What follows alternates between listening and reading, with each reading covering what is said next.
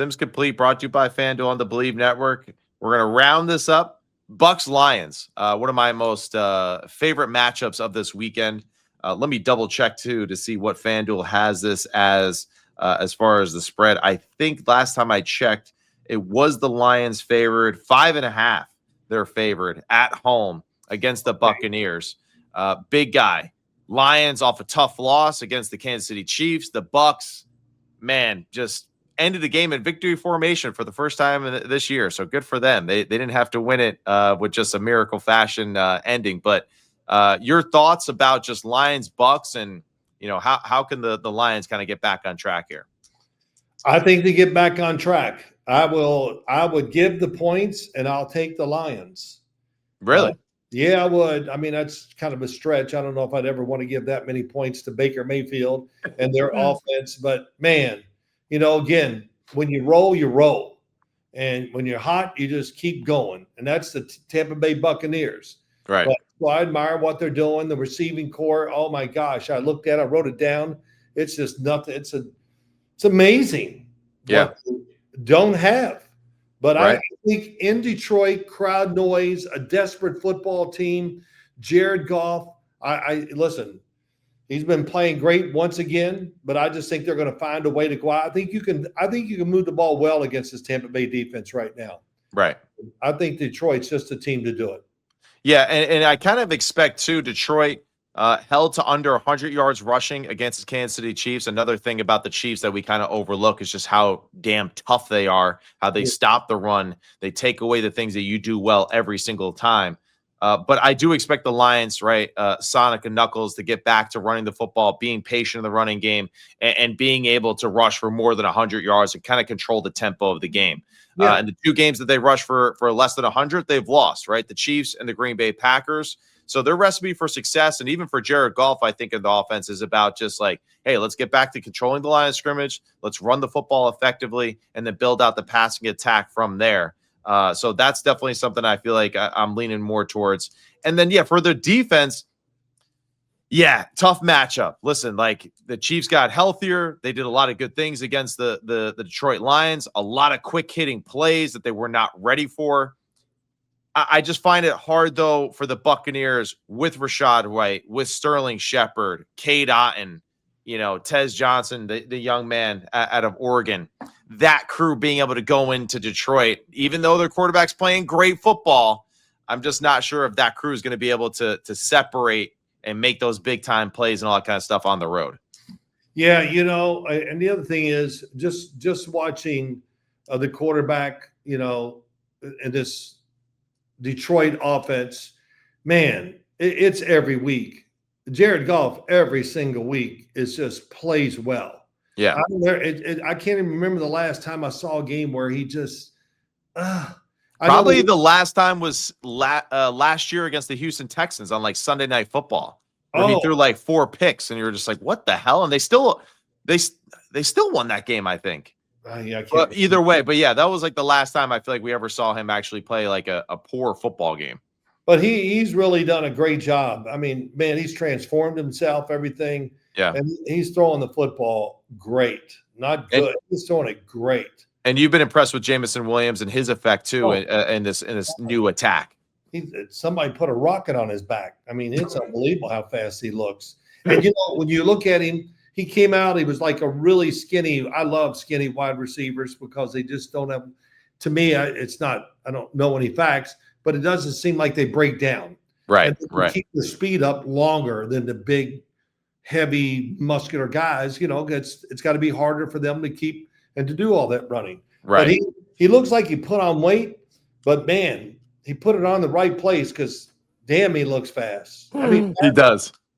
Faster than I saw him at Alabama. We didn't see his speed his rookie year. Right. Then the second year it started to come around, and now he's big time. He is big time receivers. That's right. And we were reminded again too with that miraculous catch, and not miraculous, but just a phenomenal catch there in the red zone by Sam Laporta, and how damn good he is as a football player. So again, just a reminder: the Chiefs' defense is really kind of the cornerstone of that franchise. Even though we make it about Andy Reid and the offense and all that. But the truth is that they're built on defense. I just don't expect the Detroit Lions to have the same type of frustrations moving the football and converting some big time conversions against the Tampa Bay Buccaneers. I'm going to take the Lions at home in this one to get the victory over the Bucs. Yeah, just a quick word: the Kansas City Chiefs, that game against Detroit, and it was, to me, it was like, oh, okay, everybody's really healthy for Kansas City. Oh, they look really fast. Oh my God, they play hard. They're rough as hell too. Yeah. Man, it was everything. Patrick Mahomes, his movement, it's about as quick as I've ever seen him be. I mean, he's like quick. Yeah. With everything.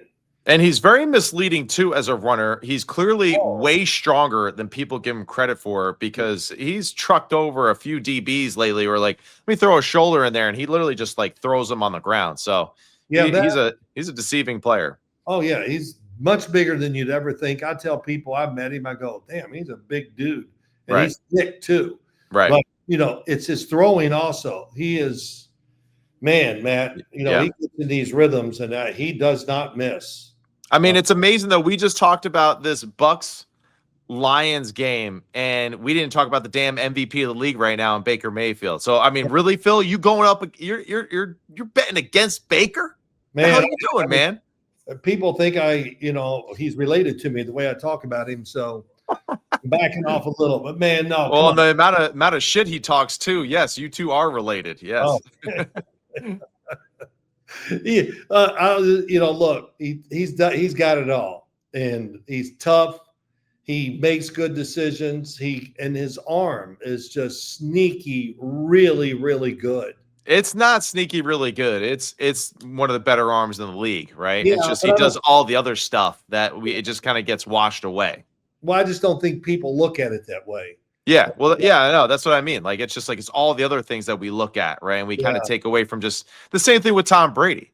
It's like we look at everything and it's like, oh, yeah, he's also 6'5" and had one of the best arms the league has ever seen. We forget about that fact when we look at his career. But it is interesting. And if Baker runs for like a 3rd and 15, scramble for a first down at the end of the game to win the game, I'm gonna smack myself, because I'm gonna be like, see, this is why I don't bet against Baker Mayfield. It's that possible. The other thing, I didn't know this. Jared Goff lined up behind the center. He didn't put his hands under. Yeah. And then he went in motion, caught the touchdown. And they said you can't go in motion from the quarterback position. That is such bullshit. I have seen plays like that the past decade every year, right? And it's BS. I know it's BS. He never established himself as the quarterback on that play because he never set his hands under center. He was at a complete stop, then went in motion, so he didn't have to reestablish himself. I think that was really just somebody upstairs made a mistake. I really do. That's really the way that I see that play. I used to do it in practice with the Giants, and I would tell the coach or whatever, and I would get up there like I was getting ready to get on the center, and I'd go Blue City, hut, or whatever, and then I would take off in motion real quick. Right. And everybody would jump off sides, and Parcells go, "Hey Sims, you and all that dumb crap, just get out of there and just give the ball to the running back." Yeah. Oh man, but this is going to work in a game. Yeah, it sounds like Bill Parcells. Yeah. Yeah, I know. But I did it almost every year one time during practice just to see if they'd let me do it in a game. Right. Because our defense jumped every time I ever did it. Yeah. And damn, when it's 3rd and 1.5, I don't care who you got a running back. The other team gets tired of seeing it. That's right. So, well, we know one thing: the Detroit Lions, right, are one of the most unlucky football teams when it comes to running trick plays. They are like 5 for 50 in the past 3 years under Dan Campbell right there. So, tackle eligible plays and all that kind of stuff. Even with Ben Johnson as the OC, they just can't catch a break with some of these trick plays. Now, yeah, again, I think that one against Kansas City was complete BS. I think that's a touchdown. It's a clean touchdown. It's a non-reviewable play. They still changed it. Then they gave him a delay of game. That was BS in itself. And this is why Twitter goes nuts on the Chiefs and the refs and all that kind of stuff, right? Now, hey, do I believe that? No, the Chiefs were the better football team that day, no matter what. If that score happens, they're still whooping the crap out of the Detroit Lions for the majority of that football game. Right. But, man, that was dumb. That was bad. Either way, that's all we got for today. Big guy, any closing words? Closing arguments. Go. Closing arguments. Your Honor, my son is a pain. No. The two youths. The two Two. what? The two what? The two what? Oh, excuse me, Your Honor. Youth. I can't even Youths. say The two youths. youths. Hey. Yeah, you know what? It's that time of year. We need to go back and watch My Cousin Vinny. It's like, My Cousin Vinny is one of those movies. Like it's great. once every year, we got to watch that, right? Well, come on. I like to watch it just because when Marissa Tomei does that stomping on the front porch, right. That's pretty good. It's pretty good. You're damn right. Yeah, the outfit was, it's just what you'd expect to see out in the middle of nowhere. Dad. No. Dad, I can't believe you said that. Deirdre heard that. Oh my gosh. Oh yeah, Deirdre would definitely be like, how could you say that? That's all right. We understand. All right. Big guy, congratulations. All right. Excited for you this weekend, man. Yeah. You the man. Big Moorhead's finest. That way, kid. All right, bud. Thanks. And next time you hit a home run, just run around the bases, right? And don't talk shit. Run. That's right.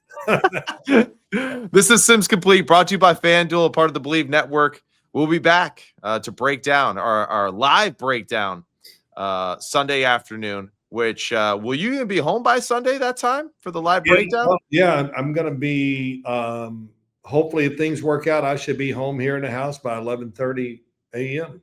Okay. All right. So, hey, we'll give you a nice little shot of caffeine and you'll be ready to go by that live breakdown later in the afternoon. Yeah, so it's quite an active schedule we have down in Moorhead. It's it's a lot, but it'll be fun. It'll be good. And all my teammates will be around, so I get to make fun of them. Yeah. And it'll be good. So, well, you're in the heart of Kentucky, so enjoy that whiskey, boy. All right. You're the man. All right.